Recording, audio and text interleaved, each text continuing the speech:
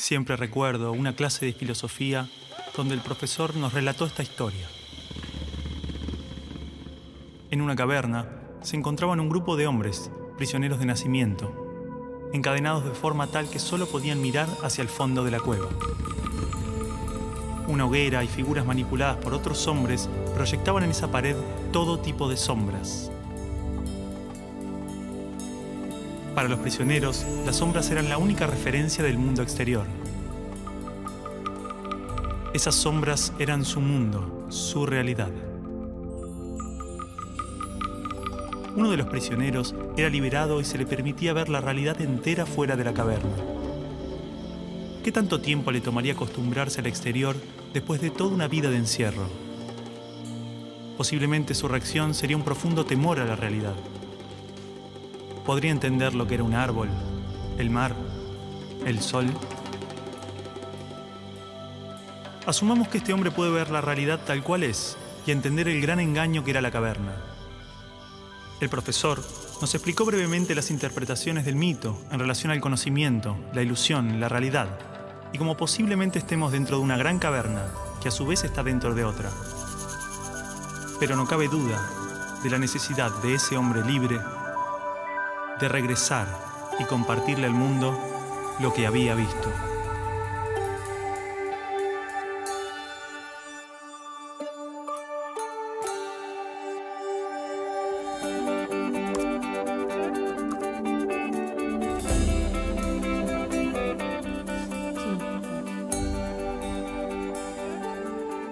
Bueno, y es así como en su 11ª tesis, él llega a la idea de que el filósofo no solo tiene que entender la realidad, sino que tiene que llegar a transformarla.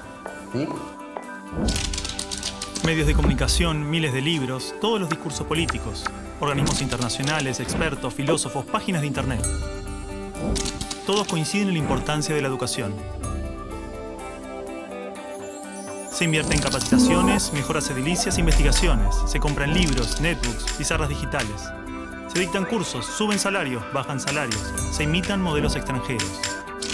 Todo para mejorar la educación. Esto no evita que haya tantas escuelas como realidades sociales. Escuelas marginales, para pobres, escuelas depósito. Escuelas para obreros, profesionales, escuelas de clase media. Escuelas públicas y privadas. Escuelas para ricos, escuelas de la élite. Gran parte pretende incluir y contener a la mayor cantidad de estudiantes. Muchas otras se concentran en formar trabajadores de diferentes jerarquías. Y solo unas pocas se dedican a los supuestos resultados de excelencia. Más allá de sus diferencias, todas trabajan y aspiran a un ideal de escuela común. ¿Hasta qué punto esta escuela ideal nos ayuda a desarrollarnos individual y colectivamente? ¿Realmente este paradigma educativo busca que las personas tengan una buena calidad de vida y trabajen para la mejora de su comunidad? ¿Hay otro tipo de escuela que lo logre?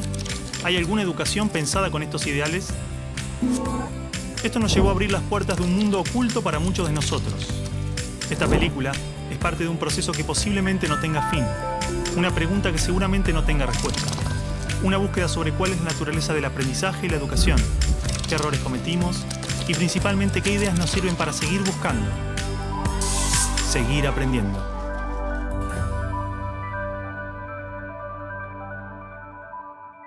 Bueno, supongo que lo que Alicia quiere, la directora quiere, es simplemente estar de acuerdo, consensuar, a ver qué es lo que se va a decir. Es un acto del colegio, el colegio tiene que saber qué es lo que se va a decir. Está, bueno, y media igual. Javier, ¿en qué quedaron? Bueno, yo les propongo a los chicos, como ejercicio, que escribieran un texto, ¿no?, contándonos cuál era el balance de estos años en la escuela.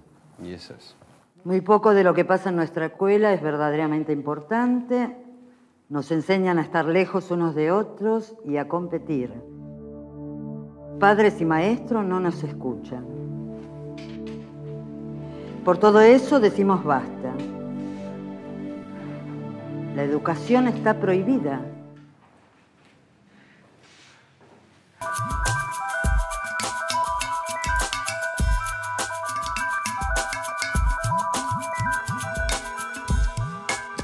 Y el estudiante no aprende después de 12 años a leer comprensivamente, no aprende las operaciones matemáticas, no aprende, en fin, aprende muy poquito.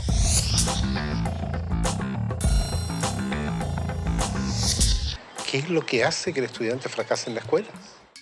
Y el convencimiento va por la comprobación de que no es el estudiante el que fracasa, es el sistema el que está más planteado.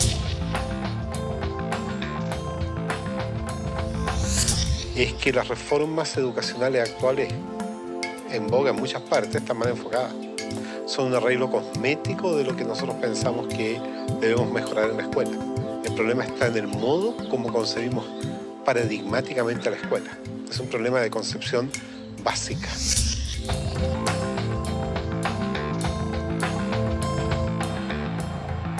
Las escuelas y los colegios de América Latina no son más que espacios de tedio y aburrimiento.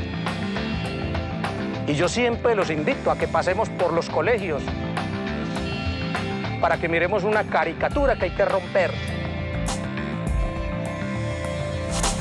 Y es el maestro en un tablero dictando clases en pleno siglo XXI. Eso no tiene sentido. Es una materia estática, una materia que no tiene movimiento, una materia que dice solamente palabras. Yo soy el adulto, yo soy el que les va a dar a ustedes esta información. Esto lo tiene que saber así como está, porque es así. Ustedes son los niños a callar y obedecer. ¡Silencio! ¡Cállese! ¡Que usted nunca sabe nada! No buscan, por así decir, otro desarrollo que el desarrollo curricular. Están muy centrados en los propios contenidos. Quien no aprende a leer y escribir y calcular, entonces no está educado. ¿No? Porque solamente focaliza el trabajo en algunas capacidades, en algunas áreas.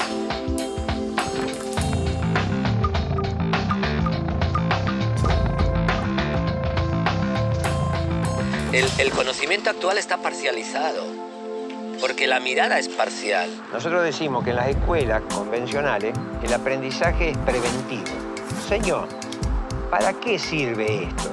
Y la maestra le dice, algún día lo podés necesitar. Pero estos conocimientos hemos visto de que no duran ni prevalecen durante mucho tiempo. Hoy en día los paradigmas están cambiando muy rápido. El conocimiento está cambiando permanentemente. Entonces, lo que ha pasado es que los sistemas educativos no han cambiado tan rápidamente como el resto de la sociedad. Ahí es donde está el problema de fondo. En las escuelas normales y en las facultades de educación nos dijeron que un objetivo es aquello que es medible, cuantificable y observable. Entonces empezamos a buscar la regla que nos permita medir los objetivos. Y eso se llamaron calificaciones, ya sea una A, una carita feliz, una carita triste. Pero la lógica siempre va a ser la misma. ¿Comparar qué? Comparar el sujeto, sus aprendizajes, frente a una escala estandarizada que mide qué, si cada sujeto es único, singular e irrepetible. Busca que un número defina incluso la calidad de persona que eres.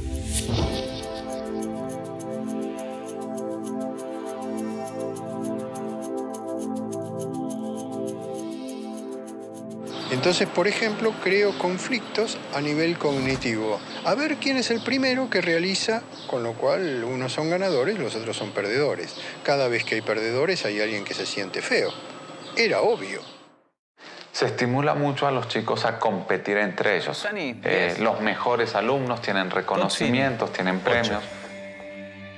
Aquellos niños que no les van bien en los exámenes, se les llama la atención. En muchos casos ni siquiera son tenidos en cuenta. Todo el mundo habla de paz, pero nadie educa para la paz. La gente educa para la competencia y la competencia es el principio de cualquier guerra. En teoría, todas las leyes de educación nos hablan de objetivos de desarrollo humano profundos, valores humanos, cooperación, comunidad, solidaridad, igualdad, libertad, paz, felicidad, y se llenan de palabras hermosas. La realidad es que la estructura básica del sistema promueve justamente los valores opuestos. La competencia, el individualismo, la discriminación, el condicionamiento, la violencia emocional, el materialismo. Cualquier idea que se promueve desde el discurso es incoherente con lo que la estructura sostiene. A ver, a pesar de que la escuela teoriza y discute sobre principios y valores, los discute como contenidos. Si yo vengo de un paradigma fragmentado, donde a mí lo que me interesa es enseñar historia, yo voy a ver cuánto de historia sabe este sujeto después de que yo le hablé de historia y le hice leer un libro de historia. Y para mí ese sujeto terminó. No tiene más nada que ver conmigo. Si ese sujeto sufre o no, viene de buena familia o no, tiene plata o no. Es decir, para el maestro tradicional, lo más fácil es seguir haciendo lo que ha hecho durante muchos años. ¿Usted quiere ser un mediocre toda su vida? O lo que ha aprendido por tradición. Usted ya no es más un nenito de segundo grado. Entonces, el enseñar se convierte simplemente en un proceso de reproducción simbólica. No quiero que huele una mosca. En la Argentina, la inmensa mayoría de los niños en este momento dicen, qué macana, hoy es lunes, tengo que ir otra vez a esa escuela. Pero ese no es el peor de los datos. La inmensa mayoría de los docentes en la Argentina dicen eso mismo. Yo creo que los maestros actuales son hijos de un sistema. No es que el maestro nazca o quiera ser profesor para ser bueno o malo. Es lo que el Estado le permite. ¡Basta! ¡Se quedan sin recreo! Ah, no. No me venga con que tiene problemas en su casa. ¿Cómo hago para educar la emoción de estos niños si en mi terciario de formación docente no me hablaron nunca una palabra de las emociones? Si siguen hablando, los voy a separar, ¿eh?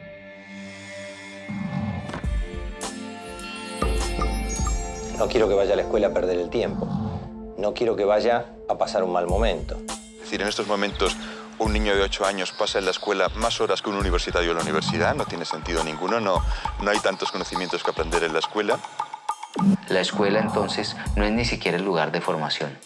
Es la gran guardería, o como lo llamo yo, un gran parqueadero de niños. Pienso que son cárceles, ¿no? O sea, pienso que es horror pensar que hay que encerrar a los niños, que hay que tener guardias ahí custodiándolos para que no se escapen. Y entonces cada vez se encierra más. Cada vez le hacemos muros más altos. Los muros pueden ser de ladrillo o de árboles, pero igual son muros que aíslan, que separan.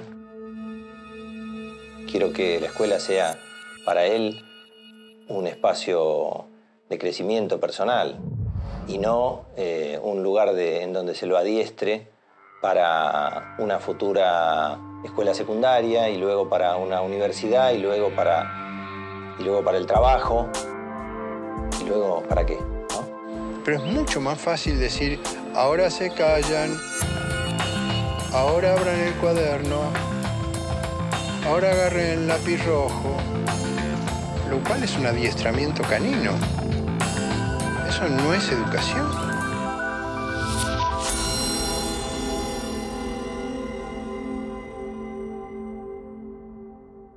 Sí, bueno, en realidad lo que los chicos me dicen es que este texto ellos pensaban leerlo en el acto. Es un boceto nada más. No es un boceto, ¿no? Así como está lo vamos a leer. No, Martín. Acá hay palabras muy ofensivas y no pueden estar atacándonos gratuitamente. Bueno, ¿y se sienten atacados por algo será o no? Bueno, para un poco. Alicia, nosotros lo único que hicimos fue cumplir una tarea que nos dio el profesor. Por eso, Alicia, digo que es un boceto. Los chicos van a suavizar este texto. No lo vamos a suavizar, no lo vamos a suavizar. Así como está lo vamos a leer. Martín. No lo vamos a suavizar. No. Martín, esto, así como está, es una falta de respeto. Perdón, me olvidaba que decir lo que uno piensa es faltar al respeto.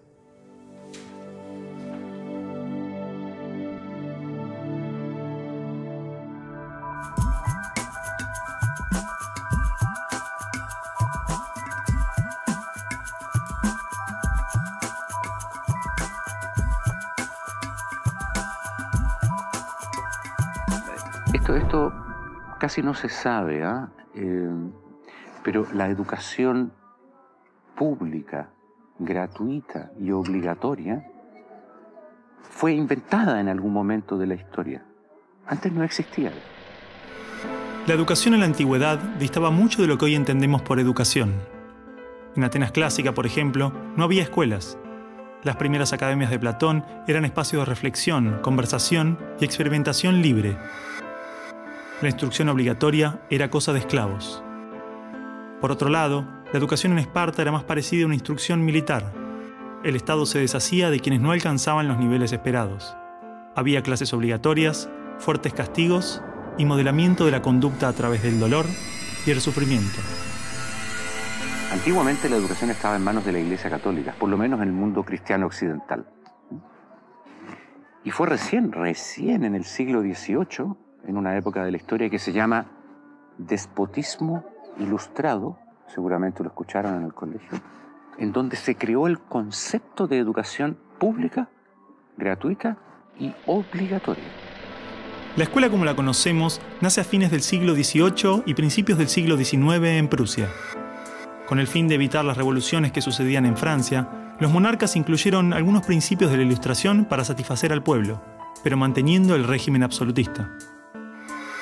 La escuela prusiana se basaba en una fuerte división de clases y castas. Su estructura, heredera del modelo espartano, fomentaba la disciplina, la obediencia y el régimen autoritario. ¿Qué buscaban estos déspotas ilustrados? Un pueblo dócil, obediente, y que se pudiera preparar para las guerras que hubieron en esa época entre todas las naciones que estaban naciendo. Por ejemplo, Catalina la Grande de Rusia llamó a los enciclopedistas franceses a preparar esto mismo.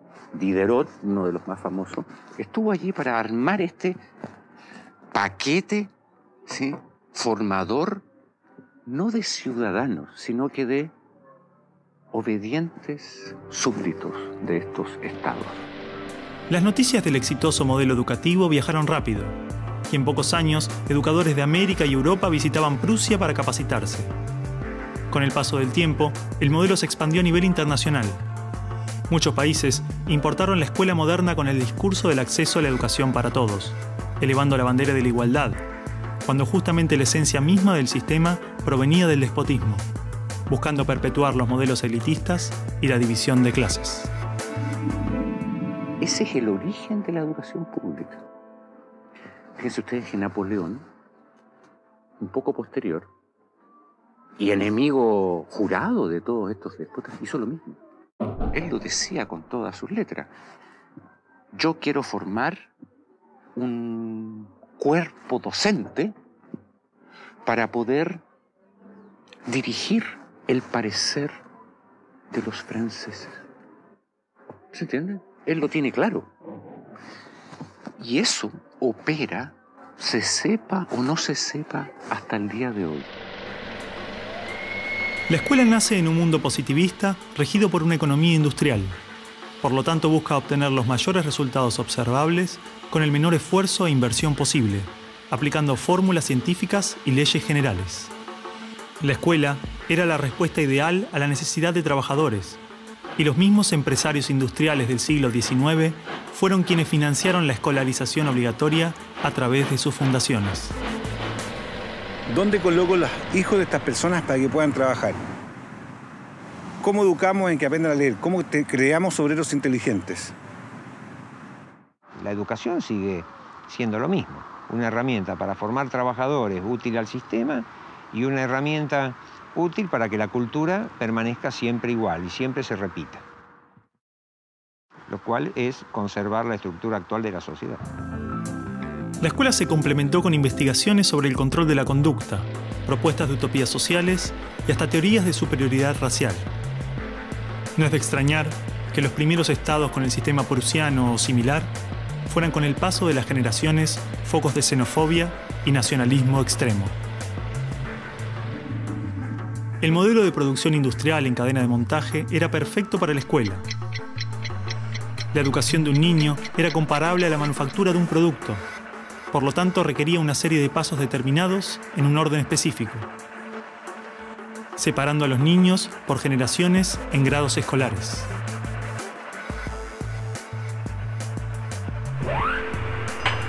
Y en cada una de estas etapas trabajaría sobre determinados elementos, contenidos que asegurarían el éxito, pensados minuciosamente por un experto.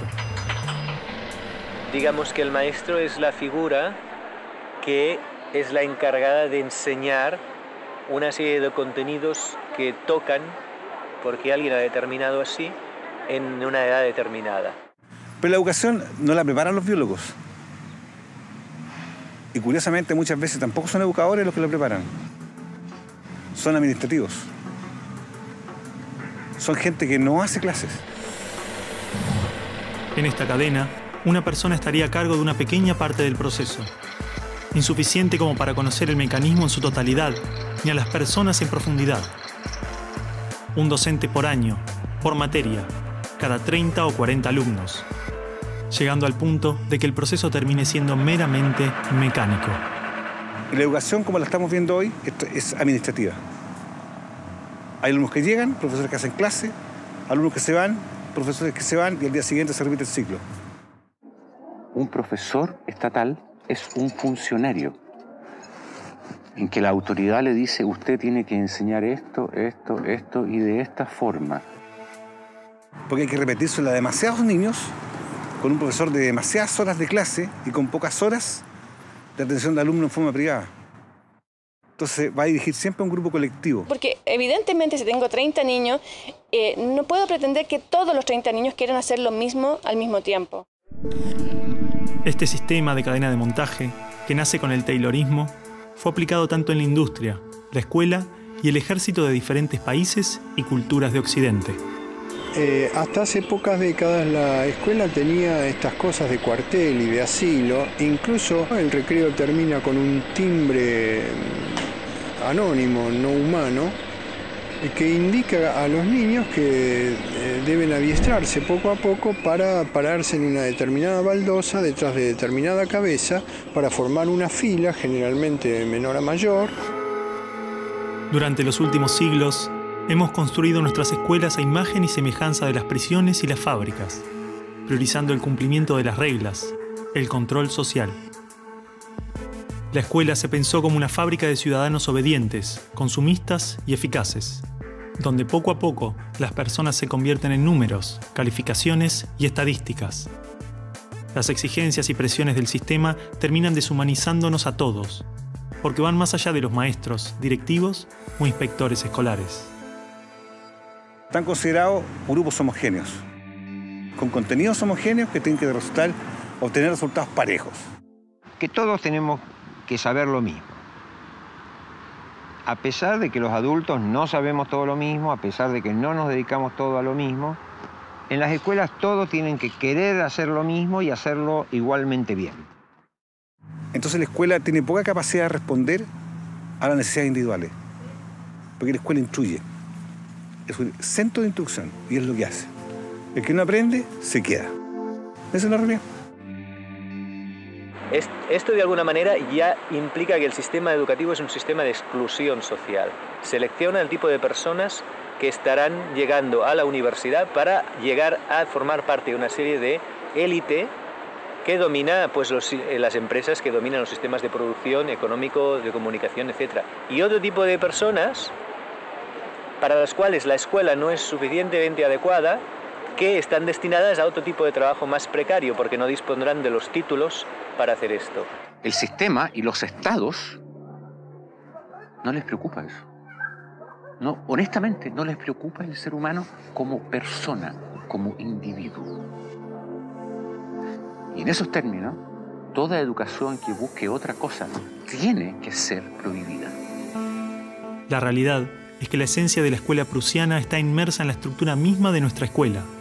Los test estandarizados, la división de edades, las clases obligatorias, las currículas desvinculadas de la realidad, el sistema de calificaciones, las presiones sobre los maestros y niños, el sistema de premios y castigos, los horarios estrictos, el encierro y la separación de la comunidad, la estructura verticalista.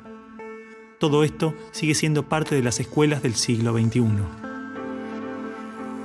La escuela está cerrada al mundo exterior. Te explicaba el título de mi libro, del mapa escolar al territorio educativo, para indicar esa fábula del cartógrafo que cuenta Borges, que empieza a ser un mapa de un territorio determinado y se entusiasma de hacerlo lo más perfecto posible.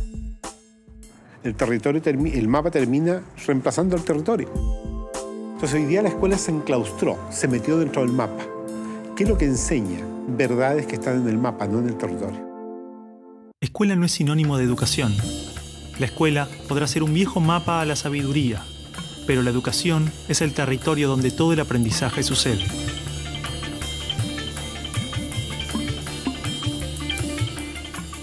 ¿Qué es una buena educación?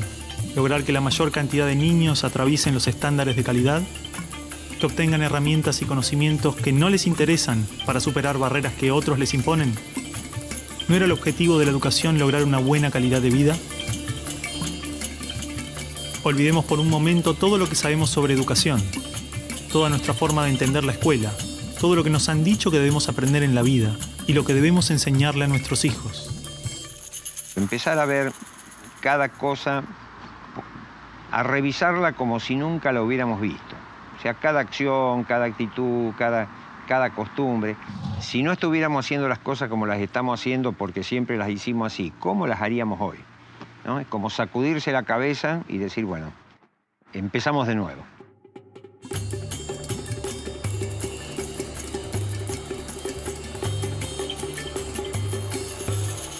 Empecemos de nuevo. A ver, chicos, tienen que entender que el discurso que escribieron es algo que le puede molestar a mucha gente. Bueno, está bien, pero si es lo que sentimos y lo escribimos así, ¿por qué no lo podemos leer así? Son nuestras palabras, lo que pensamos. ¿Cuál es el problema ahora? Cargo de lo que escribimos ahí también. Si de última no lo dicen en clase. Pará un poco, Martín, porque te conozco. Te molesta todo en esta escuela. Te molesto yo, te molestan los profesores, te conozco bien. No, vos a mí no me conocés. Sí te conozco. No, no me conocés.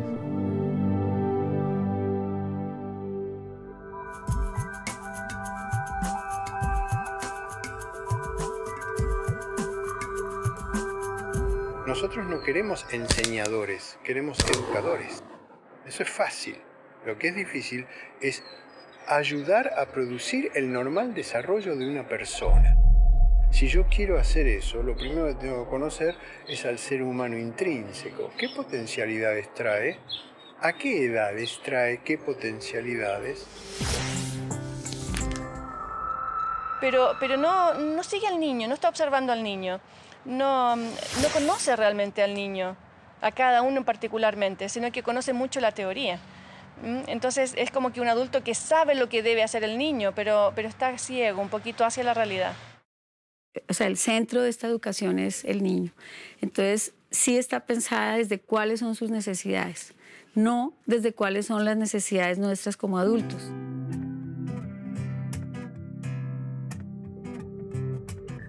Los chicos desde que nacen con esa capacidad de crear. Son creativos y observadores y curiosos. Y en la escuela pueden pasar dos cosas: que se acompañe ese proceso y se propicien actividades para desarrollar esa capacidad, o se la frustre. De hecho, podríamos caracterizar que el ser humano propende a aprender. Incluso podemos decir más todavía, no es ningún mérito del ser humano aprender. Más todavía, es que no puede no aprender. Tú lo ves, él todo el tiempo te está preguntando, ¿y esto por qué? ¿Y esto por qué? ¿Y esto por qué? No es que uno tenga que inculcarle a él las ganas de preguntar, él lo tiene en su esencia. ¿Ya? Basta que tenga órganos sensoriales y percibe, ¿no es verdad? Basta que tenga su cerebro y piensa y razona, e imagina, crea, fantasea. Pero en la escuela se consigue justamente a callarlo.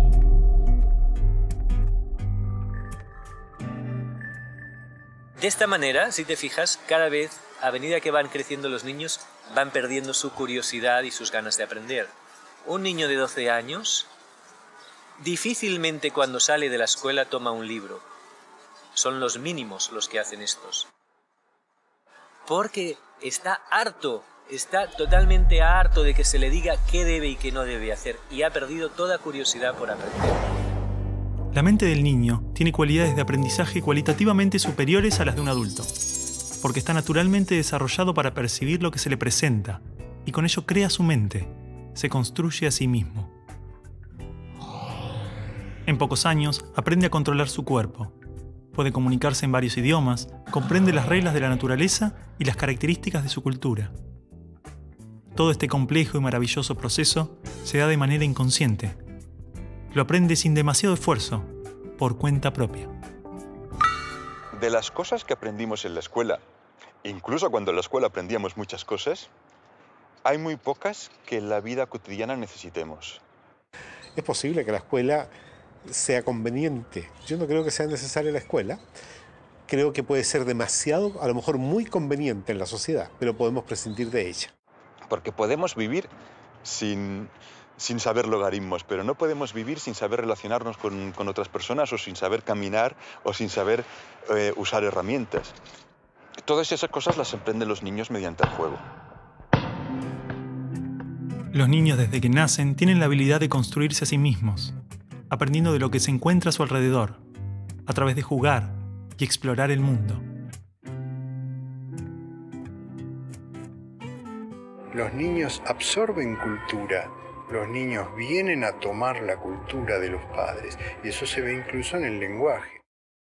Está en el contexto cultural humano los números y las letras y las palabras. Entonces ellos lo aprenden, pues como, igual que aprenden a andar, porque hay unos adultos que andan. Es decir, cuando un ser humano nace, su biología no lo obliga a ser humano. Necesita nacer en un entorno humano. Todo lo que nos rodea influye tremendamente en nuestro aprendizaje. Los espacios, los tiempos, las actitudes de nuestra familia, las emociones, los gustos, las creencias. Todo es parte de ese ambiente con el que nos construimos a nosotros mismos.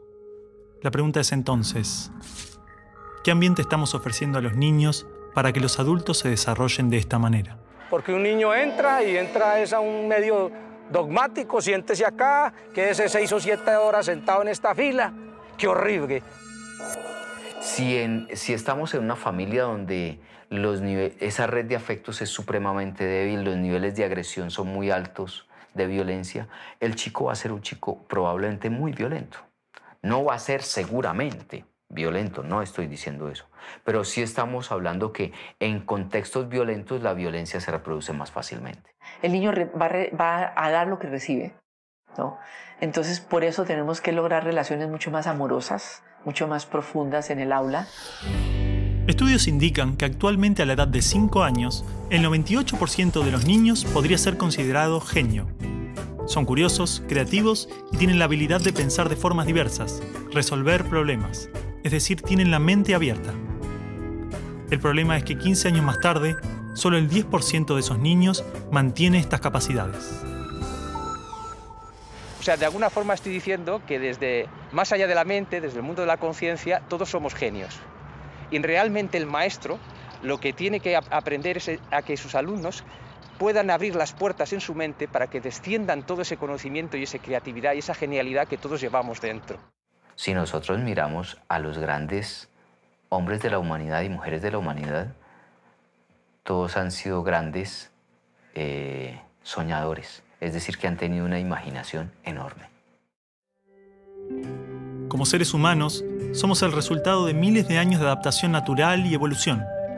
Traemos dentro aquellas características que nos han permitido sobrevivir, transformarnos y crecer. Desde las ganas de comer cuando tenemos hambre, hasta la curiosidad interna del niño de explorar el mundo. Este potencial está esperando que le permitamos manifestarse. En los niños lo vemos en el juego espontáneo. En los adolescentes de hoy, a través de la rebeldía y la necesidad de transformar la realidad.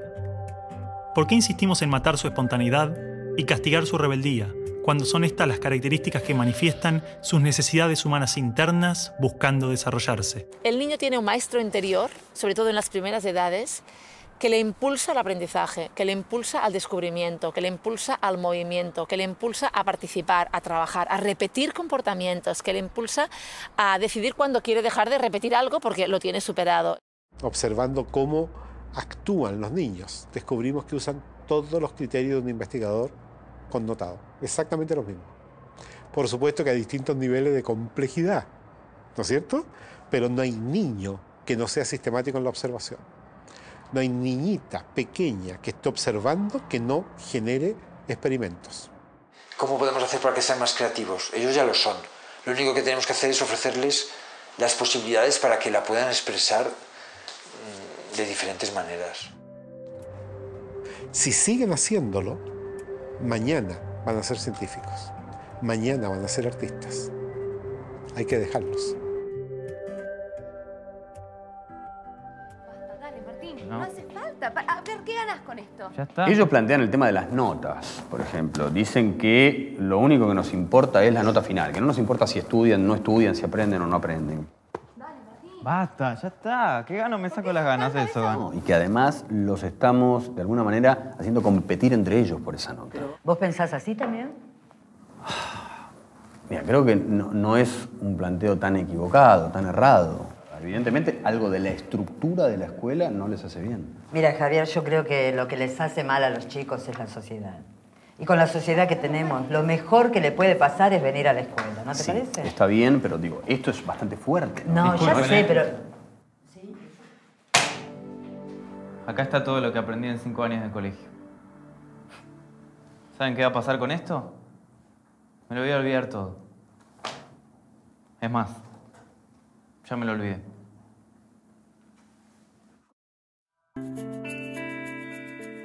Son adolescentes, por favor, no hay que darle más crédito a esto. Yo a los 18 también quería cambiar el mundo, pero no se les puede dar... No me parece que sea tan así. Me parece que la crítica de los chicos está bien. Es una crítica al sistema educativo, no lo tomemos como algo personal, pido por favor. Perdón, pero yo tengo que tomar una determinación. ¿Los dejamos leer el discurso o no? Mira, Alicia, yo te digo una cosa. Si vos los dejás, vas a perder autoridad. No pueden hacer lo que quieren, ¿no? Igual con el tiempo, los chicos se olvidan. Yo después hablo con ellos y les explico por qué no lo pueden leer. No, es que no es así.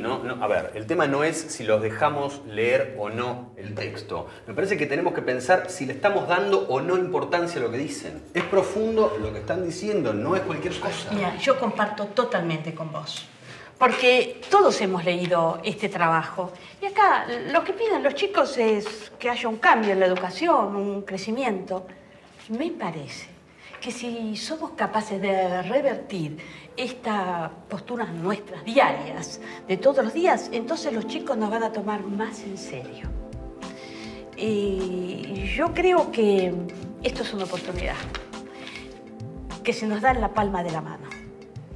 Si no la podemos ver, tal vez sea porque los estamos subestimando un poco. La pregunta sería, ¿estamos dispuestos a tomar esa oportunidad? ¿Y estamos preparados para ese cambio? Esto es algo que escribieron unos compañeros para leer a fin de año, pero no los dejaron. Y a mí me parece que es importante, entonces me gustaría leerlo. Hoy en día la educación está prohibida. Muy poco de lo que pasa en nuestra escuela es verdaderamente importante. Y las cosas que importan no se anotan en ningún cuaderno ni en ninguna carpeta. ¿Cómo encontrarnos con la vida? ¿Cómo enfrentarnos a las dificultades? No lo sabemos. Hablan mucho de educación, progreso, democracia, libertad, un mundo mejor. Un mundo mejor. Pero nada de eso pasa en el aula. Nada de eso pasa en el aula. Nos enseñan a estar lejos unos de otros y a competir por cosas que no tienen valor. Padres y maestros no nos escuchan. No nos preguntan nunca qué opinamos. No tienen idea de qué sentimos, qué pensamos o qué queremos hacer. ¿No sería maravilloso que podamos elegir día a día ir a la escuela? Que sea elección nuestra, no de nuestros padres. Que la escuela sea un lugar hermoso, donde disfrutar, donde jugar, donde ser libres, donde elegir qué aprender y cómo aprenderlo. Existen multitud de experiencias que se han animado a transformar las estructuras de la escuela. Experiencias de educadores que se atrevieron a pensar la escuela desde otros lugares. Muchas de ellas se han convertido en métodos formales, otras trabajan desde espacios comunitarios y populares. Algunas han elegido continuar la experiencia en forma privada y muchos otros lo hacen dentro de las aulas de la escuela pública. Estos ejemplos son prueba viva de que los esquemas tradicionales de la escuela pueden ser reinterpretados y alterados. Hay experiencias en toda clase y grupo social donde han habido educadores con intención de cambiar. Educación activa, popular, libertaria, cooperativa, libre, ecológica, democrática, holística, étnica, educación sin escuela, educación en casa. En mayor o menor medida, todas estas experiencias apuestan a pensar el aprendizaje como un continuo crecimiento, como el intercambio vivo entre el individuo, sus pares, su entorno y su comunidad. Una educación viva. Enseñarnos que las cosas pueden ser distintas. Ese es el ejemplo que nos tienen que dar. Sus expectativas son suyas, no son nuestras. Y mientras la sigan teniendo, vamos a seguir fallando. Esta película expone una parte de las ideas que encontramos. Hemos visitado algunas de todas las experiencias que existen y solo unas pocas las conocimos en profundidad. No existe una sola forma, no existe el mejor modelo. La verdadera diversidad existe cuando se respeta y experimenta la diversidad en todas sus dimensiones. Todas estas experiencias son valiosas porque son el fruto de personas que dedicaron su vida al aprendizaje. Existen desencuentros y coincidencias, pero no cabe duda de que todos aportan al mejoramiento de la educación. Necesitamos que sus ideas y prácticas salgan a la luz, poder conocer sus aportes, historias, riquezas y limitaciones, compartir recursos, intercambiar visiones y construir juntos un nuevo paradigma educativo. Por todo esto decimos basta. Basta de decidir por nosotros. Basta de calificarnos, basta de imponernos. Ni las ciencias, ni los exámenes, ni los títulos nos definen. Acá estamos para eso, para hablar, para compartir nuestras ideas. Aprender que las cosas se pueden cambiar. Nosotros vamos a decidir qué queremos ser, hacer, sentir o pensar. Hoy más que nunca, existen los recursos para que estas experiencias se multipliquen y diversifiquen. Existe la posibilidad de que la escuela se reencuentre con la educación, que sea un espacio construido y gestionado por toda la comunidad, que responda a las necesidades de las personas y su entorno. Creemos que la educación está prohibida, no por culpa de las familias, no por culpa de los chicos, no por culpa de los docentes. La educación la prohibimos todos. Cada vez que elegís mirar para otro lado en vez de escuchar. Cada vez que elegimos la meta en lugar del trayecto. Cada vez que dejamos todo igual en lugar de probar algo nuevo.